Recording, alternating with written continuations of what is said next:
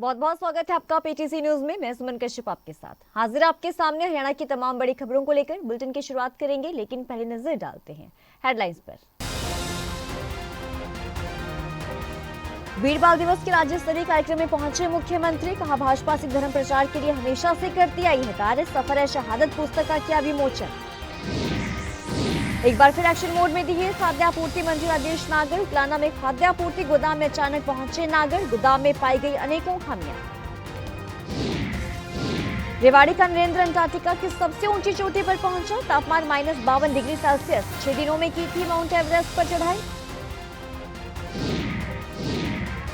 हिमनगर में बदमाशों की ताबड़तोड़ फायरिंग में 2 लोगों की मौत, 100 से ज्यादा के करीब राउंड फायरिंग की। पूरी वारदात सीसीटीवी कैमरे में हुई कैद।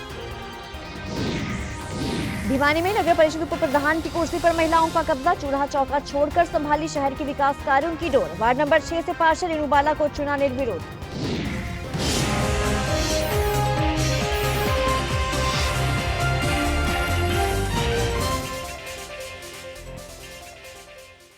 तो चलिए बढ़ते हैं खबरों की तरफ। कुरुक्षेत्र विश्वविद्यालय में आयोजित वीर बाल दिवस के राज्य स्तरीय कार्यक्रम में हरियाणा के मुख्यमंत्री नायब सिंह सैनी ने शिरकत की और इस दौरान उन्होंने छोटे साहिबजादा की कुर्बानी को राष्ट्र और धर्म के प्रति विश्व की सबसे छोटी उम्र की कुर्बानी बताया।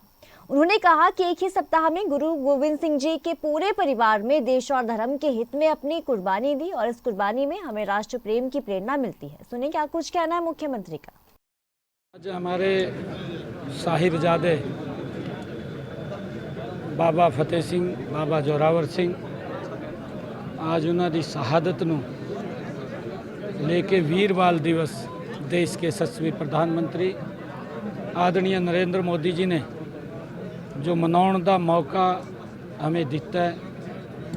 अज पूरे दुनिया विचों उन्हों की शहादत नूं याद किया जा रहा है और आज उन्हों की ही याद विच कुरुक्षेत्र विचों राज्य स्तरीय कार्यक्रम का आयोजन किया गया सी। एक बार फिर खाद्य आपूर्ति मंत्री राजेश नागर एक्शन मोड में दिखे। हिसार के उकलाना में खाद्य आपूर्ति गोदाम में अचानक राजेश नागर पहुंचे, गोदाम में अनेकों खामियां पाई गई। खाद्य आपूर्ति मंत्री राजेश नागर के छापे से अधिकारियों में हड़कंप की स्थिति पैदा हो गई और इलाके फूड इंस्पेक्टर पर एफआईआर के आदेश दिए गए हैं। अनाज के गोदाम में गीले अनाज के कट्टे मिले तो मंत्री के पास काफी लंबे समय से लोगों की शिकायत पहुंची थी और इसके लेकर मंत्री आज गोदाम में पहुंचे। उन्होंने वहां पर छापेमारी की, जिसके बाद वहां पर हड़कंप की स्थिति जो है वो पैदा हो गई। देखो, हमें कुछ डिपो होल्डर्स की शिकायत आ रही थी कि यहाँ पर गेहूं के जो कट्टे हैं उनको गीला करके हमें दिया जाता है और उसमें जो वज़न उससे बढ़ जाता है और बाद में जो डिपो होल्डर्स के ऊपर ये उसका भार पड़ता है जब वज़न कट्टे का बढ़ जाता है। तो हमने खुद आज मुआयना यहाँ पर किया और हमें देखा खुद कि यहाँ पर कुछ कट्टों हमें गीले मिले और नीचे पानी भी भरा हुआ था और कट्टे में जो गेहूँ था वो भी गीला था। तो उसके लिए आज हमने जो भी यहाँ इंस्पेक्टर है उसको के खिलाफ कार्रवाई की है और उसकी एफआईआर भी हमने करवाई। रेवाड़ी के पर्वतारोही नरेंद्र सिंह यादव ने अंटार्कटिका महाद्वीप की सबसे ऊंची चोटी विंसन मैसिव को 25 दिसंबर को सुबह 1:42 पर फतेह कर तिरंगा लहराया। जी हां, नरेंद्र ने ये कहा कि इस समय पर्वत का तापमान लगभग -52 डिग्री चल रहा है और इस अभियान में बेस कैंप से 6 दिन का समय लगा।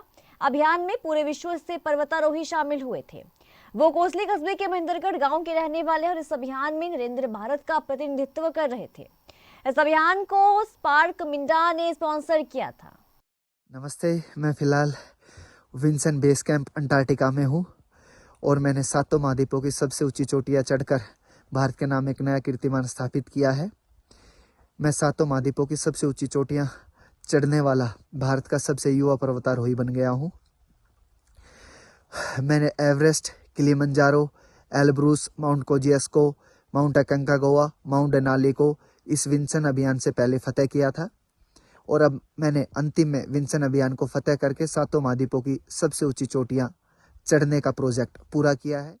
पिछले कुछ महीनों से भिवानी नगर परिषद के उपाध्यक्ष का पद खाली पड़ा था। वार्ड नंबर 6 से पार्षद रेणु बाला को सर्वसम्मति से नगर परिषद उपाध्यक्ष के रूप में चुन लिया गया है।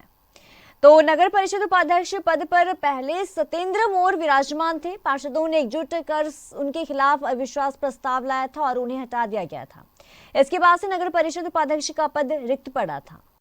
वार्ड नंबर 6 से आज मुझे उप प्रधान के लिए सर्वसहमति से सभी पार्षदों की सहमति से उप प्रधान के लिए चुना गया है। उन सभी पार्षदों का मैं तहे दिल से बहुत बहुत धन्यवाद करती हूँ। कुछ हद तक पेयजल की समस्या है वो सुधार में हुई है, फिर भी अगर कोई परेशानी रहती है तो हम उसे तुरंत ही समाधान करेंगे। जैसा कि आपको विदित है कि काफ़ी समय से उप प्रधान पद जो है नगर परिषद भिवानी का वैकेंट था नो कॉन्फिडेंस मोशन के बाद में। उसके पश्चात पार्षद गणों ने और जो प्रेसिडेंट हैं उनके द्वारा डी साहब को एक एप्लीकेशन लगाई गई, एक ज्ञापन दिया गया, जिसके माध्यम से उन्होंने रिक्वेस्ट करी कि उप प्रधान पद का जो है पद के लिए जो प्रक्रिया है चुनाव की जाए।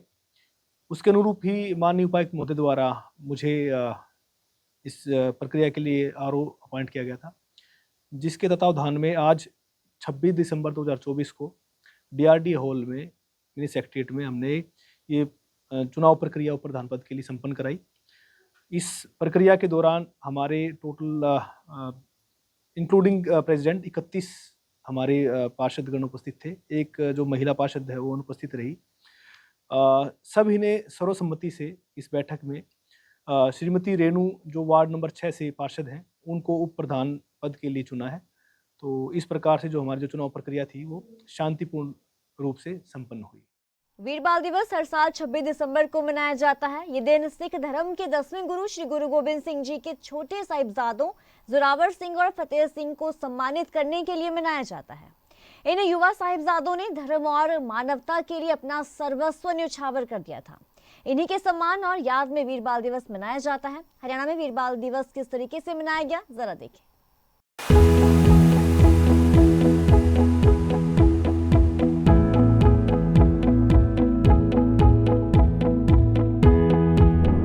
साहिबजादों की शहादत को याद करने के लिए कुरुक्षेत्र विश्वविद्यालय के सभागार में आयोजित राज्य स्तरीय वीर बाल दिवस कार्यक्रम में मुख्यमंत्री नायब सिंह सैनी पहुंचे। सिखों के 10वें गुरु श्री गुरु गोबिंद सिंह जी महाराज के छोटे साहिबजादे बाबा जोरावर सिंह और बाबा फतेह सिंह की शहादत को याद करने के लिए कुरुक्षेत्र की पावन धरा पर राज्य स्तरीय वीर बाल दिवस आज यानी कि 26 दिसंबर को कुरुक्षेत्र विश्वविद्यालय के सभागार में मनाया जा रहा है। राज्य स्तरीय वीर बाल दिवस कार्यक्रम में सीएम नायब सिंह सैनी के साथ भाजपा प्रदेशाध्यक्ष मोहनलाल बड़ौली, हरियाणा सिख गुरुद्वारा प्रबंधक कमेटी के प्रधान भूपेंद्र सिंह हसंत और सिख नेता मौजूद रहे। राज्य स्तरीय कार्यक्रम में प्रदेश भर से भारी संख्या में सिख संगत भी पहुंची। इस दौरान मुख्यमंत्री नायब सिंह सैनी ने क्या कुछ कहा, चलिए सुनते हैं। बाबा जोरावर सिंह, बाबा फतेह सिंह जी, मैं नमन करता हूँ, प्रणाम करता हूँ। इन साहिबजादों के बलिदान से जुड़ी कहानी को हम जितनी बार पढ़ेंगे, सुनेंगे और जानेंगे, उतनी बार ही आप राष्ट्रहित में बड़ी से बड़ी कुर्बानी देने के लिए प्रेरित होंगे। 10वें पिता श्री गुरु गोविंद सिंह जी के दोनों बेटे की अमर गाथा इतिहास में स्वर्ण अक्षरों में लिखी हुई है। तो साहिबजादों की शहादत को याद करने के लिए अंबाला में जगह जगह चाय और खाने के लंगर लगाए जा रहे हैं। सिखों के 10वें गुरु श्री गुरु गोबिंद सिंह जी महाराज के छोटे साहिबजादे बाबा जोरावर सिंह और बाबा फतेह सिंह की शहादत को याद करने के लिए हर रोज ये लंगर लगाए जा रहे हैं। वाहेगुरु जी दा खालसा वाहेगुरु जी दी फतेह के साथ ही संगत लगातार साहिबजादों की शहादत को याद करने के लिए पूरे सप्ताह से लगातार लंगर लगा रही है, जिसमें लोग लंगर चख के निहाल हो रहे हैं। बीसी बाजार गुरुद्वारा साहिब की प्रधान ब्रह्मजीत सिंह ने क्या कुछ कहा, आइए सुनते हैं। शहीदां दे दिन चल रहे हैं। धन धन श्री गुरु गोबिंद सिंह जी महाराज दसम पातशाह चारों लाल माता गुजरी ਸਿੰਘਾਂ ने जिहड़ियां शहीदियां दित्तियां उहनूं मुख रख के जगह जगह ते सेवावां चल रहीआं। इत्थों दे मेन बच्चों के उपर गुरु ने बहुत कृपा की हुई है कि हर साल गोल चक्कर के उपर चाह पानी की सेवा लाई जाती है। ये बच्चों को अच्छी मत मिली हुई है, गुरु को मिली है।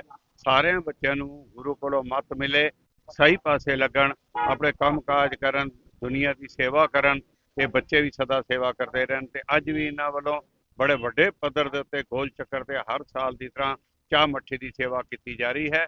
ਵਾਹਿਗੁਰੂ ਇਹਨਾਂ ਦੀ ਸੇਵਾ ਸੁਖਲੀ करे और सदा ਇਹਨਾਂ ਨੂੰ ਚੜ੍ਹਦੀਆਂ ਕਲਾਂ 'ਚ ਰੱਖੇ। फतेहाबाद में भारतीय किसान यूनियन खेती बचाव के द्वारा लघु सचिवालय के बाहर गेट पर धरना दिया गया और सरकार के खिलाफ जमकर नारेबाजी भी की गई। भारतीय किसान यूनियन खेती बचाव का ये कहना है कि जगजीत सिंह डल्लेवाल अमर अनशन पर बैठे हुए हैं, लेकिन सरकार किसानों की मांगों की ओर ध्यान नहीं दे रही है। इसी के चलते आज पूरे प्रदेश में जिला स्तर पर किसानों के द्वारा धरना देकर सरकार के खिलाफ रोष जाहिर किया जा रहा है। भारतीय किसान यूनियन खेती बचाओ के जिला प्रधान राजेंद्र सिंह ने ये कहा कि डल्लेवाल की हालत लगातार बिगड़ रही है और डॉक्टर भी इसको लेकर चिंता जाहिर कर चुके हैं।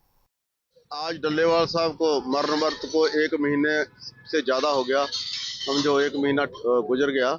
सरकार गूंगी बहरी सरकार को जगाने के लिए पूरा एसकेएम गैर राजनीतिक ने एक प्रोग्राम दिया है कि पूरे देश के अंदर आज सभी जिला हेडक्वार्टर के ऊपर जो यूनियन डल्लेवाल साहब को सपोर्ट कर रही है वो सारी धरना दे रही है। तो क्या मांग है जी आपकी? हमारी मांग है भी मांगे मनाई जाएं और डल्लेवाल साहब को मरण वर्त से उठाया जाए। जब तक मांगे नहीं, एमएसपी की गारंटी की मांग नहीं मानी जाएगी, तब तो डल्लेवाल साहब मरण वर्त पे बैठेंगे। हाँ, डल्लेवाल साहब को आज 30 दिन हो गया, लेकिन कल भी डल्लेवाल साहब का एक बयान था जो यही कहा था कि मैं जो किसान, जो वो हजारों किसान जो आत्महत्या कर जाते हैं, मेरी जिंदगी उनसे ज़्यादा बड़ी नहीं है। मैंने उनको अंकुश लगाने के लिए मांगे सरकार के आगे उठाई है। सरकार मांगे माने या तो हम शहीदी देने के लिए तैयार हैं। ये सरकार गूंगी बहरी सरकार है, ये जल्दी में नहीं आगे आ रही, लेकिन सरकार को आखिर में मानना ही पड़ेगा। हमारे कितने भी सिंहों की शहीदी हो जाए, क्योंकि इसकी लिस्ट लंबी है। यदि डल्लेवाल साहब की शहीदी हो जाती है तो उसके आगे की लिस्ट के अंदर भी नाम है। यमुनानगर का कस्बा रादौर के गांव खेड़ी लखा सिंह चौक पर एक तरफ पुलिस चौकी और दूसरी तरफ द पावर जिम।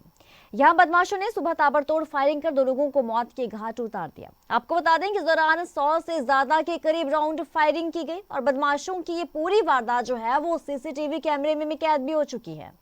आज सुबह पंकज वीरेंद्र अर्जुन अपनी बोलेरो में सवार होकर जिम में पहुंचे थे और जैसे ही ये लोग जिम से बाहर आए तभी बाहर घात लगाकर बैठे 2 बाइक सवारों ने इन पर ताबड़तोड़ फायरिंग कर दी। बदमाशों के द्वारा की जा रही फायरिंग से बचने के लिए बोलेरो में बैठे अर्जुन, वीरेंद्र और पंकज वहां से भाग खड़े हुए, लेकिन हमलावरों ने उनके पीछे भागकर गोलियां दागने का काम किया।